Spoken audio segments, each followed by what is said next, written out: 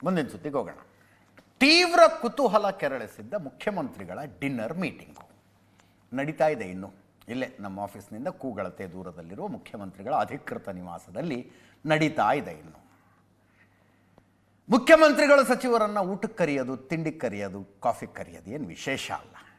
ಕರೀತಿರ್ತಾರೆ. But ಎಲ್ಲ ಸಚಿವರನ್ನು ಒಂದೇ ಸಲ ಕರೆದಾಗ ಅರೆ ಏನಿದು ಅಂತ ಒಂದು ಸಲ ತಿರುಗಿ ನೋಡ್ತೀವಿ.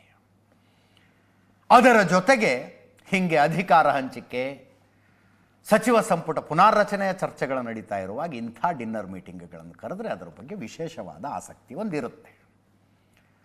13ನೇ ತಾರೀಕು ಸೋಮವಾರ ಸಂಜೆ ಮುಖ್ಯಮಂತ್ರಿಗಳ ಅಧಿಕೃತ ನಿವಾಸದಲ್ಲಿ ಡಿನ್ನರ್ ಮೀಟಿಂಗು ಅಂದಾಗ ಗಮನಿಸಬೇಕಪ್ಪ ಅಂತ ಅನ್ಕೊಂಡ್ವಿ.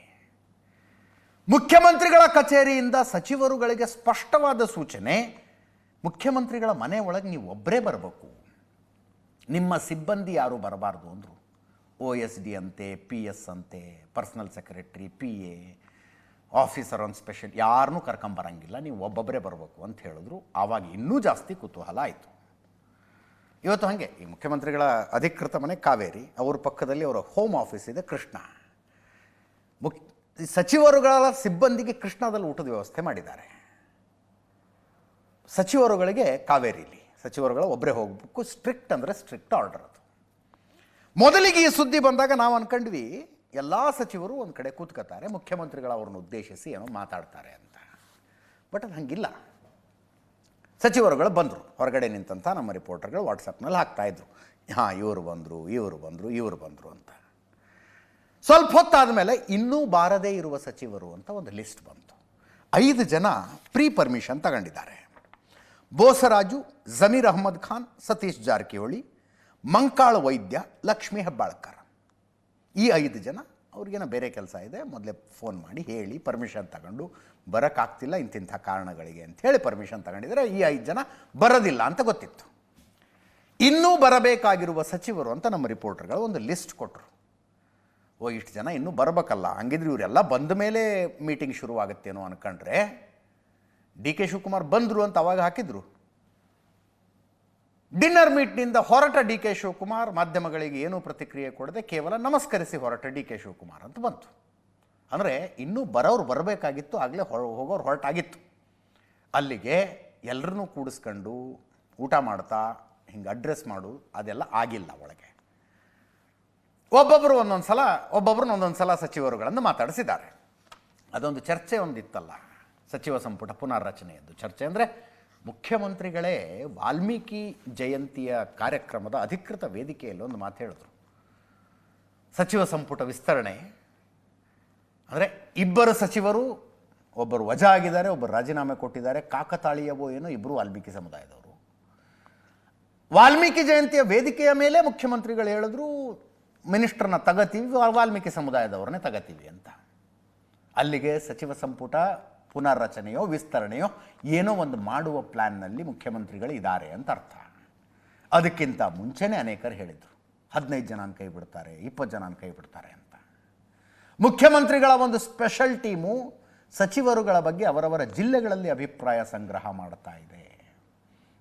ಆ ಜಿಲ್ಲೆಯ ಪ್ರಮುಖರಿಂದ, ಪತ್ರಕರ್ತರು, ಮಠಾಧೀಶರು, ಸಂಘಟನೆಗಳವರು ಎಲ್ಲರಿಂದ ಒಂದು ಒಪಿನಿಯನ್ ಕ್ರಿಯೇಟ್ ಒಪಿನಿಯನ್ ಕಲೆಕ್ಟ್ ಮಾಡ್ತಾ ಇದ್ದಾರೆ, ಹೆಂಗೆ ಕೆಲಸ ಮಾಡ್ತಿದ್ದಾರೆ ಸಚಿವರು ಅಂತ.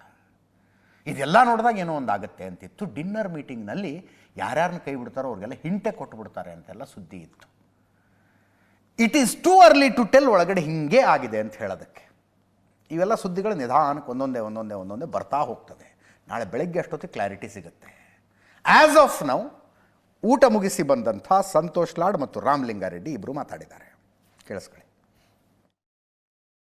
ಸಭೆದು ಬೆಂಗಳೂರು ನಗರಕ್ಕೆ ಸಂಬಂಧಪಟ್ಟಾಗೆ ಮಹಾನಗರ ಚುನಾವಣೆಗಳು ಬರ್ತಾ ಇದೆ. 5 ಮಹಾನಗರ ಪಾಲಿಕೆಗಳ ಚುನಾವಣೆ ಆಗ್ತಾ ಇದೆ. ಮತ್ತು ಗ್ರಾಮಾಂತರ ಪ್ರದೇಶದವ್ರಿಗೆ ZPTP ಬರ್ತಾ ಇದೆಯಲ್ಲ, ಇಷ್ಟೇ ಬೇರೆ ಬೇರೆ. ನಮ್ಮದು ಫೆಬ್ರವರಿ ಅಂದ್ಕೊಂಡಿದ್ದೀವಿ, ಒಟ್ಟಲ್ಲಿ ಮಾರ್ಚ್ಗೆ ಮುಂಚೆ ಆಗುತ್ತೆ ಬ್ಯಾಂಗ್ಳೂರ್ದು. ZPTPದು ಅದೇ ಸಮಯಕ್ಕೆ ಆಗ್ಬೋದು, ಒಟ್ಟಿಗೆ ಏನಾಗಲ್ಲ. ಅದು ಬೇರೆ ಇರುತ್ತೆ, ಇದು ಬೇರೆ ಇರುತ್ತೆ. ಸಚಿವರ ಮೌಲ್ಯಮಾಪನ ಏನಾದರೂ ಇಲ್ಲ, ಯಾವ ಸಬ್ಜೆಕ್ಟು ಇಲ್ಲ. ನಾನು ಹೇಳಿದಲ್ಲ, ಅಷ್ಟು ಬಿಟ್ಟರೆ ಮೌಲ್ಯಮಾಪನ ಆಗಲಿ ರಿಷಫಲ್ ಆಗಲಿ ಇನ್ನೊಂದಾಗಲಿ ಯಾವುದು ಡಿಸ್ಕಷನ್ಸ್ ಇಲ್ಲ. ಯಾವ ಸಬ್ಜೆಕ್ಟು ಇಲ್ಲ. ಬಿಜೆಪಿ ವಿಚಾರನೂ ಇಲ್ಲ ಇವತ್ತು.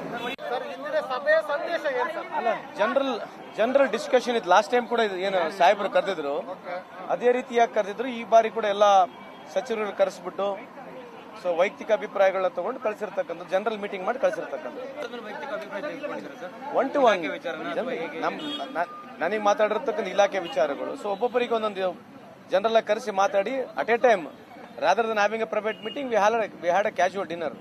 ಲಾಸ್ಟ್ ಇಯರ್ ಕರೆದಿದ್ರು, ಈ ಇಯರ್ ಕರೆದಾರೆ. ಎವ್ರಿ ಇಯರ್ ಈ ಕಾಲ್ಸ್. ಸೊ ಅದಕ್ಕೆ ನೀವು ಯಾವ ಟೈಮಿಗೆ ಕರಿಬೇಕು, ಯಾವ ಟೈಮಿಗೆ ಕರಿಬಾರ್ದು ಅಂತ ಏನು ಸರಿ ಇಲ್ಲ. But I think as called. So ಅದಕ್ಕೆ ನೀವು ಯಾವಾಗಲೂ ಕರೆದ್ರೆ ಇದೇ ಕೇಳ್ಬೋದು. ಈ ಪ್ರಶ್ನೆ you got every right to ask. But ಏನಾಗಿದೆ ನಿಮ್ಗೆ ಹೇಳಿದ್ದೀನಿ ನಾನೀಗ. ಅದು CMಗೆ, ಆಮೇಲೆ DCMಗೆ, ಆಮೇಲೆ ನಮ್ಮ ಹೈಕಮಾಂಡ್ ಬಿಟ್ಟಿರ್ತಕ್ಕಂಥದ್ದು. ಅಲ್ಲ, ಜನರಲ್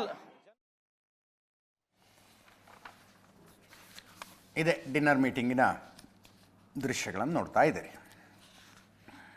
ಭಾಳ ಕ್ಯಾಶುವಲ್ ಆಗಿತ್ತು ಅನಿಸುತ್ತೆ. ಸಚಿವರ ಕಾರ್ಯವೈಖರಿ, ಇಲಾಖೆಯ ಪ್ರಗತಿ ಬಗ್ಗೆ ಚರ್ಚೆ ಆಯಿತು ಅಂತ ಇದೆ. ನಾಳೆ ಬೆಳಗ್ಗೆ ಅಷ್ಟೊತ್ತಿಗೆ ಕನ್ಫರ್ಮ್ ಮಾಡ್ತೀವಿ. ಸಂಪುಟ ಪುನರ್ರಚನೆಯ ಅಗತ್ಯತೆ ಮತ್ತು ಅನಿವಾರ್ಯತೆಯ ವಿಷಯ ಇಂಡೈರೆಕ್ಟಾಗಿ ಬಂದು ಹೋಯಿತು ಅಂತ ಮಾಹಿತಿ ಇದೆ. ಬಿಹಾರ ಚುನಾವಣೆ ಪ್ರಚಾರದ ಬಗ್ಗೆ ಸಮಾಲೋಚನೆ ಆಗಿದೆ. GBA ಎಲೆಕ್ಷನ್ಗಿಂತ ಮೊದಲೇ ಜಿಲ್ಲಾ ಪಂಚಾಯತ್, ತಾಲೂಕ್ ಪಂಚಾಯತ್ ಎಲೆಕ್ಷನ್ ಮಾಡಿಬಿಟ್ರೆ ಹೆಂಗೆ ಚರ್ಚೆಗೆ ಬಂದಿದೆ. ಜಾತಿ ಗಣತಿಯ ವಿವಾದಗಳ ಬಗ್ಗೆ ಚರ್ಚೆಯಾಗಿದೆಯಂತೆ. ಬಿಹಾರ್ ಎಲೆಕ್ಷನ್ನ ಗಂಭೀರವಾಗಿ ತೆಗೆದುಕೊಳ್ಳಬೇಕು ಅಂತ ಹೇಳಿದ್ದಾರೆ ಸಚಿವರುಗಳು. ಅದರಲ್ಲೂ ವಿಶೇಷವಾಗಿ ಯಾರು ಹಿಂದಿ ಇಂಗ್ಲೀಷ್ ಮಾತಾಡ್ತಾರಲ್ಲ ಆ ಸಚಿವರುಗಳು 2 ವಾರ ಬಿಹಾರ ಎಲೆಕ್ಷನ್ ಪ್ರಚಾರಕ್ಕೆ ಸಮಯ ಕೊಡಬೇಕು ಅಂದ್ರಂತೆ. ನಾನೇ 1 ವಾರ ಹೋಗ್ತೀನಿ, ಉಪಮುಖ್ಯಮಂತ್ರಿಗಳು 1 ವಾರ ಹೋಗ್ತಾರೆ ಅಂತೆಲ್ಲ ಅಂದ್ರಂತೆ ಮುಖ್ಯಮಂತ್ರಿಗಳು. ಇಷ್ಟೆಲ್ಲ ಆಗಿದೆ ಇವತ್ತಿನ ಡಿನ್ನರ್ ಮೀಟಿಂಗ್ನಲ್ಲಿ. ಇದರ ಜೊತೆಗೆ ರಾಜಕೀಯ ಚರ್ಚೆಗಳು ಒಂದಷ್ಟಾಗಿರ್ತವೆ. BJPಯವರು ಬಿಹಾರ್ ಎಲೆಕ್ಷನ್ಗೆ ದುಡ್ಡು ಕಲೆಕ್ಟ್ ಮಾಡೋಕ್ಕೆ ಮೀಟಿಂಗ್ ಮಾಡಿದ್ದಾರೆ ಅಂತೆಲ್ಲ ಮಾತಾಡಿದ್ದಾರೆ. ಅದನ್ನಷ್ಟು ತೋರಿಸುವಷ್ಟು ಸಮಯ ಇಲ್ಲ. 2 ವರ್ಷಗಳ ನಂತರ ಇಸ್ರೇಲ್ ಹಮಾಸ್ ಯುದ್ಧ ಒಂದು ಹಂತಕ್ಕೆ ಬಂದು ನಿಲ್ತಾ ಇದೆ. ಇವತ್ತು 1718 ಕೈದಿಗಳ ಪೈಕಿ 250 ಕೈದಿಗಳನ್ನು ಇಸ್ರೇಲ್ ಬಿಡುಗಡೆ ಮಾಡಿದ್ರೆ 28 ಶವಗಳು, ಇಸ್ರೇಲಿಗರ ಶವಗಳು, 48 ಒಟ್ಟೆಯಾಳುಗಳ ಪೈಕಿ 20 ಜನ ಜೀವಂತವಾಗಿರುವಂಥವರನ್ನು ಹಮಾಸ್ ಕೂಡ ಬಿಡುಗಡೆ ಮಾಡಿದೆ. ಕಳೆದ 24 ಗಂಟೆಯಲ್ಲಿ ಈ ಕದನದಲ್ಲಿ 44 ಜನ ಸತ್ತು ಹೋಗಿದ್ದಾರೆ.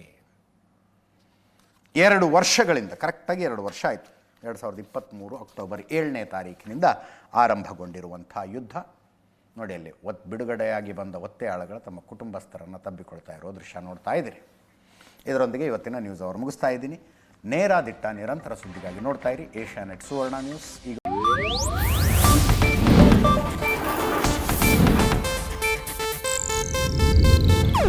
ಇದು ಏಷ್ಯಾನೆಟ್ ನ್ಯೂಸ್ ನೆಟ್ವರ್ಕ್ ಪ್ರಸ್ತುತಿ.